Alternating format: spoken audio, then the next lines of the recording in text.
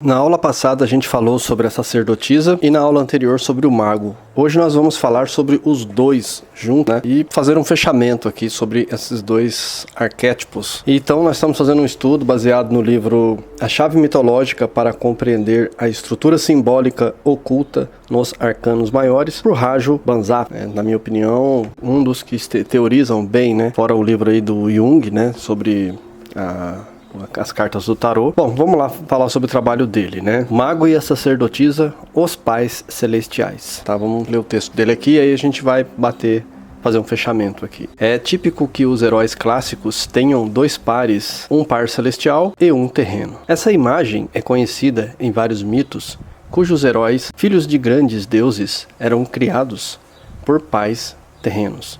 Talvez na corte do rei, é claro, né? Às vezes, essa imagem esconde o tema da origem desconhecida do herói. Os contos de fadas fazem referência a outros pais. A maioria das vezes, o fato de seus heróis crescerem juntos de pais adotivos, no tarô, esses pais duplos são vistos nas 4 primeiras cartas numeradas. O mago e a sacerdotisa representam os pais celestiais do herói e personificam a polaridade original masculino e feminino. Só um ponto aqui, gente, na jornada do herói, que a gente tanto fala, né, de Joseph Campbell, né, no traçado dos seus mitos antigos, a gente pode dizer o seguinte, que nós estamos falando, mago e sacerdotisa, ser o pai de uma pessoa especial, ou seja, a maioria das pessoas que tem uma capacidade de transformação do planeta, uma ambição genuína, qualificada, que ajuda várias pessoas, a gente tem como uma pessoa, como traduza o mago como este alquimista,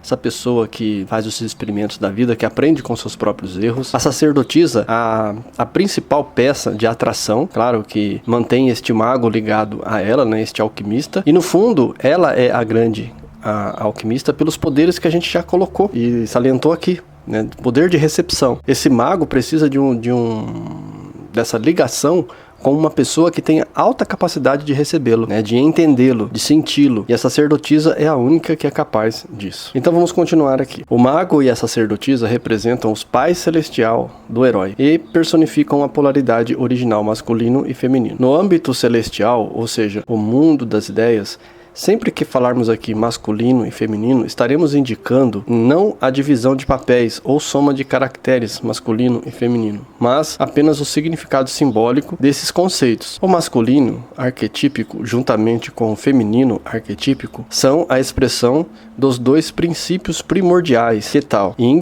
e Yang. Só formam o todo quando justamente opostos, ou seja, eles simbolizam os dois polos da dualidade, mediante a qual a nossa consciência toma conhecimento da realidade. E assim vários exemplos, né, como a gente falou, né, na aula continuando aqui, né, homem, agir, mulher, reagir, homem, extrovertido, a mulher, introvertido, homem, voluntário, mulher, involuntário, homem, conceito, mulher, imagem, homem, logos, mulher, eros, homem, causal, mulher, análogo, homem, abstrato, mulher, concreto, homem, análise, mulher, síntese. E assim por diante, ele vai colocando a dualidade e as suas polaridades aqui. Como eu já falei na aula passada, a polaridade, ela não é os opostos se atraem, né? Eu gosto da frase que os opostos se completam, né? Até onde um vai e falha, o outro continua, dando um resultado muito melhor. A mesma dualidade se mostra nos caminhos que levam o ser humano ao conhecimento. O caminho mágico e o caminho místico. Eles correspondem, por sua vez, às duas possibilidades básicas de encarar a natureza, interferir e adaptar-se. O caminho do mago é percorrido pelo homem com índole e fausto e que sua busca de conhecimento, pesquisa e penetra a natureza, descobre seus segredos a fim de compreendê-los, em última análise, dominá-los. Trata-se do caminho que foi percorrido, sobretudo, pelo homem ocidental, que trouxe o atual estilo de vida, a bênção e a maldição da técnica. É o caminho do poder exterior e da ação, que fez todo o possível, e quando há algo errado ou proporciona uma sensação perturbadora, é eliminado. Em ambos os casos, a energia do mago é voltada para o comportamento ativo, ao contrário da sacerdotisa, que indica o caminho do ser humano místico e representa a arte de deixar acontecer, uma postura da vida que ainda encontramos nas tradições orientais. Percorrer esse caminho místico significa ficar pacientemente à disposição até sermos encontrados, tocados e transformados pelo divino. Dito modo mais simples, o mago busca, o místico deixa encontrar. Ambos são caminhos do conhecimento, que tem seu correspondente na polaridade da criação, bem como nos dois hemisférios do nosso cérebro. Nenhum caminho é mais correto ou melhor do que o outro. Cada um é ruim se houver exagero, porém valioso e bom quando trilhado na medida certa. O herói da nossa história terá, como cada um de nós, que percorrer os dois caminhos, um depois do outro, a fim de alcançar o objetivo.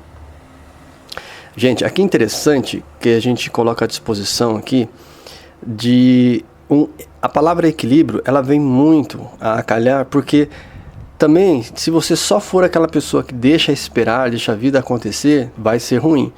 Mas também você ser aquela pessoa também que provoca tudo, que mexe em tudo, capaz de você mexer na onde que não deveria. Tem que aquela coisa de você deixar o tempo certo, amadurecer as coisas para que elas aconteçam. Então, esse equilíbrio entre você fazer e acontecer e parte do processo deixar acontecer, como por exemplo, esse cultivo de o homem simbolicamente era tido como o caçador, aquele que saía para buscar a caça. A mulher, por sua vez, por ser receptiva, ela deduziu rapidamente que plantando a semente, ela poderia no mesmo lugar, sem ter que ficar fazendo grandes esforços físicos, se submetendo a perigos de animais e outras tribos, poderia plantar seu próprio alimento. E nesta questão de colocar a semente no solo, fazer com que ela cresça, pense, teria que esperar todo esse processo de amadurecer, mas depois colher os frutos. A mulher rapidamente, no seu aspecto místico, ela conseguiu entender como que funcionava toda essa sistemática. Já o homem não tinha essa paciência, ele precisava de fazer isso acontecer rápido, ou seja, suprindo através da caça, da busca, essa alimentação rápida enquanto esse aspecto da espera acontecia. Também precisou dessa crença, do mago, de perceber o que a mulher estava fazendo e acreditar no que estava acontecendo ali, no que aquela mulher tinha como proposta nesse aspecto feminino, nessa receptividade. Ele também não era bobo, ele tinha colocado uma semente na mulher e viu que ali tinha nascido uma criança.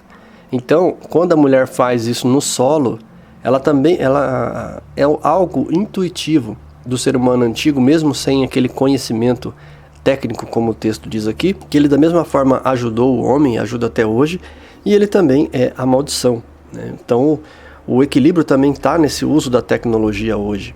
Às vezes você tem que ter essa tecnologia, mas como é bom às vezes a gente voltar na nossa vida rústica, minimalista, simples, que você fala assim, às vezes é necessário você ter contato com o elemento fogo, ou seja, fazer uma comida com a lenha, por exemplo, que por mais simples que seja, você colocar 3 pedras no chão e acender uma fogueira ali e fazer uma galinhada, um arroz, um caldo da moda antiga, às vezes isso nos coloca de novo numa posição humana, antiga.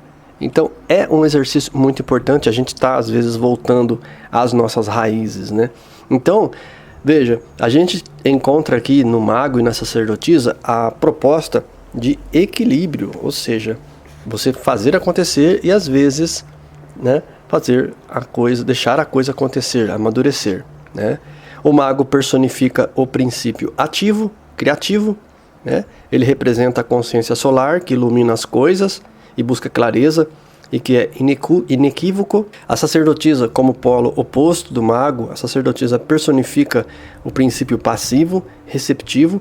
Ela simboliza a disposição paciente de deixar-se conduzir e esperar o momento certo para reagir a um impulso. Agora vamos falar as palavras-chave que a gente falou no verso passado. Embora eu coloquei aí para vocês em slideshow, para vocês irem acompanhando, Arquétipo do mago, O mago, o arquétipo, o criador, o mestre. A tarefa. Atividade de tomar iniciativa, dar impulso, encarar tarefas e realizá-las. Objetivo, maestria, autorrealização, conhecimento. Risco, mania de grandeza, fantasias de onipotência, charlatanismo, enganação. Disposição íntima, autoconfiança, estar ligado a grandes reservas de energia. Vamos à sacerdotisa. Palavra-chave da sacerdotisa, arquétipo, a rainha do céu. Tarefa, esperar pacientemente por um impulso, interno ou externo. Momento certo de ser receptivo. Ser um eco, manter-se à disposição. Objetivo, certeza intuitiva, compreensão profunda, sentir correlações, compreender os sonhos, prever desenvolvimentos. Aqui lembra que a gente falou ali no texto passado, capacidade mística. Risco, fuga da realidade, hesitação, indecisão duradoura. Falamos isso no vídeo passado, hein? Quem quiser volta lá para ver. Disposição íntima, pode deixar as coisas acontecerem. Ter confiança por saber que é orientado. Ficar inspirado em um estado alterado de consciência. Isso aqui nós falamos, né? Que é muito fácil para uma mulher ela entrar em êxtase, né?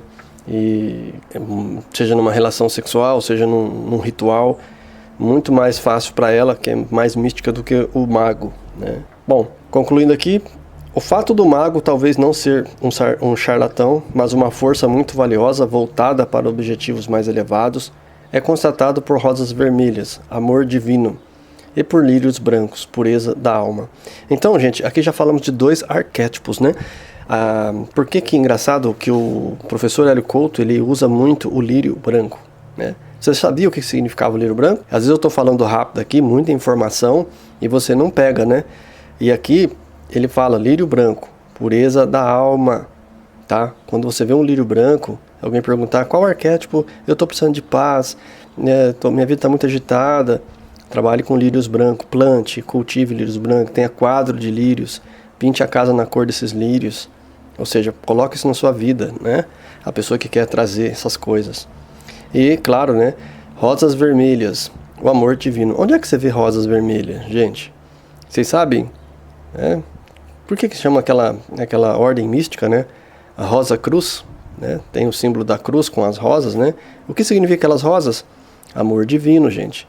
Então, cuidado antes de ter preconceito, vá ver os símbolos primeiro, até mesmo com os da maçonaria, para você entender, né? Então, a gente chega num ponto que a gente fala assim, que como eu falei na aula passada sobre a questão da lua, né? Dos estados lunares, né? Da sacerdotisa, né? O mesmo é expresso pela sua coroa, em que se veem as 3 fases da lua, crescente, cheia e minguante, o que acentua, além da natureza cíclica, também a consciência lunar, representada por esta carta, né, a carta da sacerdotisa. Então aqui ele vai colocar aqui, ou seja, quando você vê a carta, gente, não tenham preconceitos em questão de tentem avaliar por que foi colocado todo aquele monte de símbolos, tá?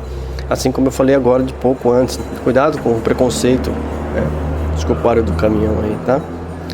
Então, o herói da nossa história terá como cada um de nós que percorrer os 2 caminhos, um depois do outro, a fim de alcançar o objetivo. Ou seja, nós temos que ter o ponto principal deste vídeo, gente, aqui, tá nesse pedaço que eu li aqui, né?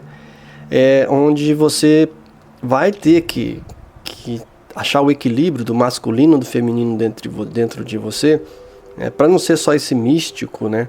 Mas sim também essa pessoa laboratorial, ou seja, que faz os experimentos. Então a mulher pode ser ativa e ao mesmo tempo passiva.